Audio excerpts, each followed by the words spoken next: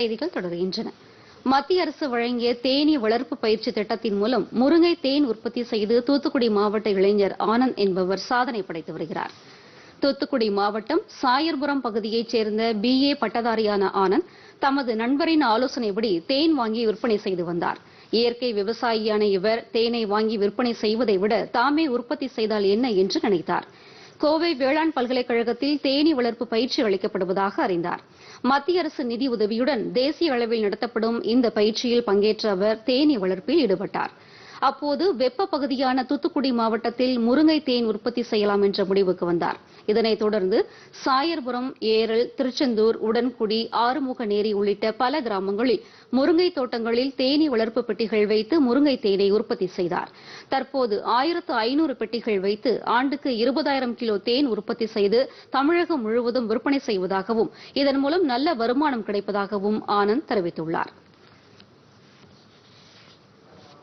என்னுடைய தொழில் பார்த்தீங்கன்னா தேனீ வளர்ப்பு. நான் கிட்டத்தட்ட ஒரு 1000லேருந்து 1500 தேனீ பெட்டிகள் வரைக்கும் வச்சு நான் தேன் எடுக்கிற தொழில் பண்ணிட்டு இருக்கேன்.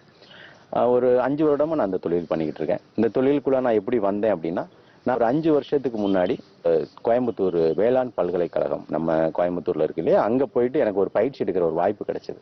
அங்க வந்து தொடர்ந்து 5 நாள் வந்து அங்கே தங்கி இருந்து ஸ்டேட் லெவல் பீ கீப்பிங் அப்படின்னு சொல்லி ஒரு ட்ரைனிங் கொடுத்தாங்க. அதுல எனக்கு கலந்துக்கிறதுக்கு ஒரு வாய்ப்பும் கொடுத்தாங்க. இந்த முருங்கை தேன்ல என்ன ஸ்பெஷல் அப்படின்னா, இப்போ முருங்கை தேன் எங்க எடுக்கிறோம் அப்படின்னா, தூத்துக்குடி மாவட்டத்தில் பார்த்தீங்கன்னா இந்த முருங்கை விவசாயம் வந்து இன்னைக்கு அதிகமாகிக்கிட்டே இருக்கு. எல்லா விவசாயத்தை விட இதுல கொஞ்சம் லாபம் அதிகமாக கிடைக்கிறதுனால விவசாயிகள் வந்து முருங்கை விவசாயத்தில் அதிகமாக ஈடுபாடு கட்டுறாங்க.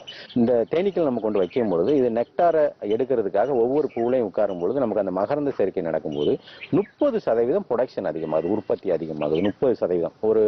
ஒரு தேனீ பெட்டி இல்லாத ஒரு தோட்டத்தில் ஒரு விவசாயி 1000 கிலோ முருங்கை பறிச்சார் அப்படின்னா தேனீ பெட்டி கொண்டு வைக்கும் பொழுது 1300 கிலோ அவரால் பறிக்க முடியுது. அப்போ அவங்களுக்கு வந்து உற்பத்தி அதிகமாகுது. இது ஒரு லாபம்.